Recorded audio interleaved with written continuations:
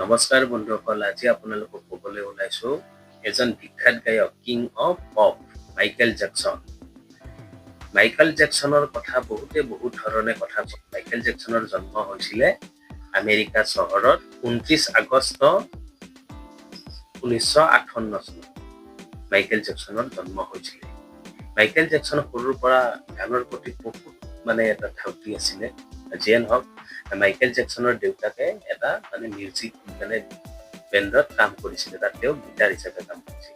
কিন্তু সেই এদিন কি হ'ল, সেই বেণ্ডটো কিবা কাৰণত ভাঙি গ'ল। ভাঙি যোৱাৰ পাছত মাইকেলৰ দেউতাকে বহুত এটা টেনচনত ভুগি আছিল। তাৰ পাছত তেওঁ সিদ্ধান্ত ল'লে, গতিকে তেওঁৰ ল'ৰা ছোৱালী টোটেল 8জন আছিল।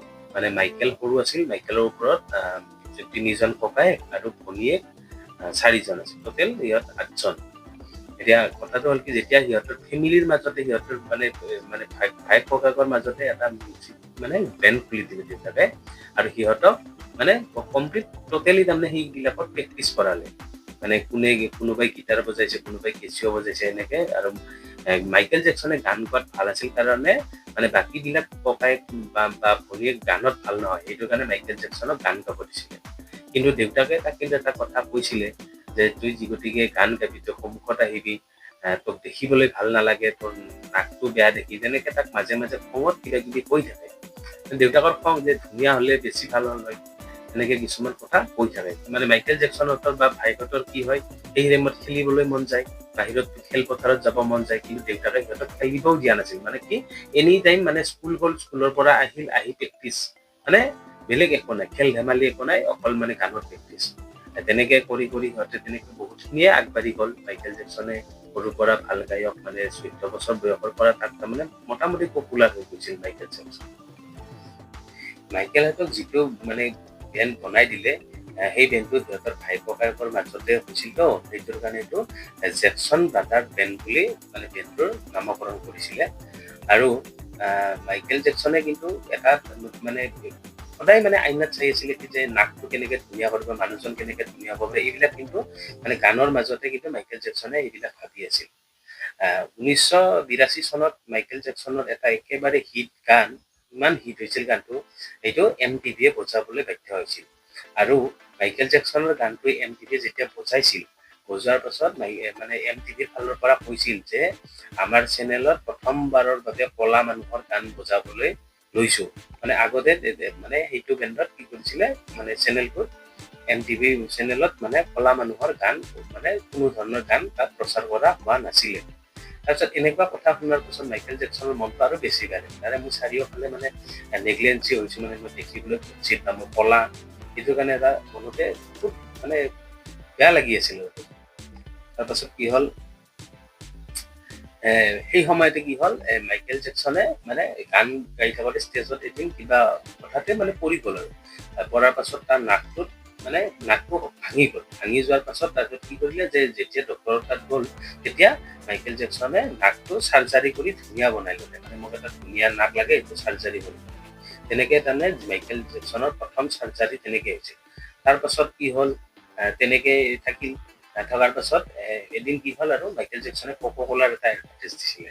এডভাৰটাইজত যোৱাতে কিবা কাৰণত হঠাৎ জুই লাগি মাইকেল জেকচনৰ মুখমণ্ডল আৰু চুলিখিনি প্ৰায় পুৰি গৈছিল। কিবা এটা কাৰণত বিজুতিত হ'ল আৰু তেনেকুৱা। হোৱাৰ পাছত মাইকেল জেকচনে সেইটো আৰু ডক্টৰৰ তাতে যোৱাৰ পিছত ডক্টৰে ক'লে যে মোক আগৰ নিচিনা কৰি দিব লাগে। তাৰপিছত ডক্টৰে ক'লে যে পুৰাৰ পাছত মানুহজনক আগৰ নিচিনা কৰি দিব নোৱাৰি। তাৰপাছত তেতিয়া কি কৰিলে মাইকেল জেকচনে, যে মোক কমপ্লিটলি হেৰি কৰি দিলে, মানুহজনক মোক বগা কৰি দিলে। তেতিয়াহে মাইকেল জেকচনে বগা হৈ লৈছিল। মানুহটো কমপ্লিটলি চাৰ্জাৰী কৰি মাইকেল জেকচনৰ গোটেই জীৱনটোত মোটামুটি 22 বাৰ নে 18 বাৰ, অলপ কনফিউজ, টোটেল বডিটোত চাৰ্জাৰী কৰিছিল, প্লাষ্টিক চাৰ্জাৰী। মাইকেল জেকচনৰ বিষয়ে আপোনালোকক মই গোটেইখিনি কথাই কম, কিন্তু আজি ভিডিঅ'টো বেছি লং নকৰো। তাৰ বাবে মই থুলমূলকৈ আপোনালোকক জনাই আছো যে মাইকেল জেকচনৰ যেতিয়া এটা মনত ভাৱ আছিল যে সৰু কালত তেওঁ খেলা ধূলা কৰিব টাইম নহ'ল, দেউতাকে টাইম নিদিলে, সেইটোৰ কাৰণে এটা সৰু ল'ৰা ছোৱালীৰ প্ৰতি বহুত এটা দুৰ্বলতা আছিল, আৰু সৰু ল'ৰা ছোৱালীক বহুত মৰম কৰিছিল। সেইটোৰ কাৰণে মাইকেল জেকচনে কি কৰিছিলে, আমেৰিকাৰ পৰা অকমান দূৰত, চহৰৰ পৰা গাঁও এলেকাৰ ফালে তেওঁ এডোখৰ মাটি কিনি লৈছিল। এডোখৰ মানে বিশাল, মানে অলপ মাটি নহয় আৰু বহুত, মোটামুটি 50-60 বিঘাৰ এটা প্লট কিনি লৈছিলে। তাৰপাছত সেই প্লটটোত কি কৰিছিলে, মানে জন্তু, মানে চিৰিয়াখানা এখন বনাইছিলে, জন্তু ৰাখিছিল তাত। তাৰপাছত প্লেগ্ৰাউণ্ড, ল'ৰা ছোৱালীৰ মানে খেলিব পৰা সমস্ত সামগ্ৰী, যিমান মানে স্পৰ্টছ, মানে খেলা ধূলা কৰা যিমান সামগ্ৰী আছে চবখিনি মানে তাত সজাই বৰাই লৈছিলে। আৰু মানে চাৰিওফালে মানে এটা মানে জন্তুখিনি ৰখাৰ বাবে এটা তাৰমানে পাহাৰীয়া অঞ্চলৰ নিচিনা এটা বনাই লৈছিলে, গছ চছ এইবিলাক চব লগাই দিছিলে, তেনেকে হৈছিল। আৰু ল'ৰা ছোৱালী বিলাকক মানে জন্তুবিলাক দেখুৱাৰ বাবে কি কৰিছিল, মানে এখন ট্ৰেইন আছিল, ট্ৰেইন বনাই লৈছিল, মানে ষ্টেচন টাইপত বা ৰেলৰ চেৰি দিছে, এইবিলাক চব চাৰিওফালে বনাই লৈছিল। আৰু সেই ট্ৰেইনখনত ল'ৰা ছোৱালী বিলাকক লৈ মানে গোটেইখিনি দৰ্শন কৰাইছিল, মানে জন্তু ক'ত কি আছে। মানে আমি যেনেকে ধৰক চিৰিয়াখানা চাবলৈ গ'লে খোজকাঢ়ি যাওঁ, কিন্তু মাইকেল জেকচনৰ তাত ট্ৰেইনত উঠি তেনেকে চাব পৰা ব্যৱস্থা কৰি দিছিল। আৰু ল'ৰা ছোৱালী বিলাকৰ লগত তেওঁ মানে বেছিভাগ সময় ল'ৰা ছোৱালীৰ লগত খেলি ধেমালিয়ে কটাইছিল, আৰু গানৰ সময়ত গান, আৰু মানে তেনেকুৱা। কিন্তু মাইকেল জেকচনৰ এটা কি টাৰ্গেট আছিল, মানে এটা বিশাল মানে মিউজিক শ্ব' বনোৱাৰ এটা বিৰাট হেঁপাহ আছিল।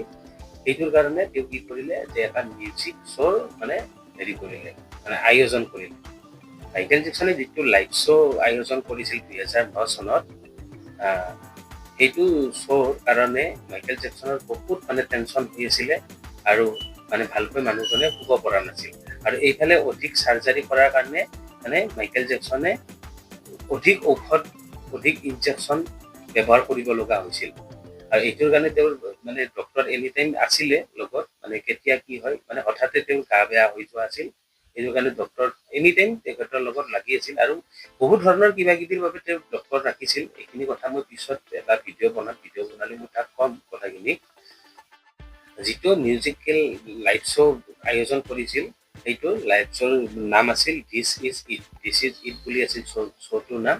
কিন্তু সেই শ্ব'টো হোৱাৰ 4 দিন আগত মানুহজন মানে ইমান টেনচনত হ'ল, মানুহজন শুব নোৱাৰে, মানে ক'তো বহি থাকিব নোৱাৰে। সেইটো এটা মানে এনেকুৱা এটা মাইণ্ডত সোমাই গৈছিল যে জীৱনৰ সেইটো তাৰমানে তেওঁৰ মানে ডাঙৰ শ্ব' হ'ব লাগিব, তাতকৈ আৰু ডাঙৰ শ্ব' নহয়, তেনেকুৱা এটা মানে পৰিকল্পনা কৰি মাইকেল জেকচনে সেইটো মানে শ্ব'ৰ বিষয়ে, কেৱল শ্ব'টোৰ বিষয়ে মানে ভাবি আছিল। তাৰপিছত টোপনি যেতিয়া 2 দিন 3 দিনকে মানে ভালকৈ শুব পৰা নাছিল, তেতিয়া ডক্তৰে কি কৰিছিল, মানে তেওঁক টোপনি অহা অধিক ঔষধ তাৰমানে ব্যৱহাৰ কৰিব দিছিলে, মানে ইউজ কৰিছিলে, ইনজেকশ্যন ইউজ কৰিছিলে টোপনি অহাৰ। তাৰপিছত ড'জটো বঢ়াই দিলে, কিন্তু যি ভাজে মানুহজন শোৱাৰ পাছত আৰু মানুহজন উঠিল। তাৰপাছত মানে ৰিকভাৰী কৰাৰ কাৰণে আৰু বেলেগ ইনজেকশ্যন দিছিলে, মানে সেইটো একশ্যনটো কাটিবৰ কাৰণে আমাৰ টোপনি যোৱা মেডিচিন ইউজ কৰিছিল, কিন্তু সেইটো ফলৱৰ্তী নোহোৱাৰ ফলত মাইকেল জেকচনৰ মৃত্যু হৈছিল। কিন্তু যেতিয়া মানে এইবিলাক তদন্ত চলিল, তেতিয়া ডক্তৰজনে ক'লে যে মই এনেকে ইউজ কৰিছিলো, সেইটো দোষৰ কাৰণে ডক্তৰজনক 7 বছৰলৈকে জেল হৈছিল, 7 বছৰ জেল হৈছিল ডক্তৰজনৰ। তাৰপিছত আৰু আমাৰ পপ ছিংগাৰজন ঢুকাই থাকিল। আৰু এইখিনি মই থুলমূলকৈ আজি মাইকেল জেকচনৰ কথা ক'লো। ইয়াৰ পিছত সম্পূৰ্ণ ভিডিঅ' এটা বনাই মাইকেল জেকচনৰ বিষয়ে আপোনালোকক কম। ধন্যবাদ।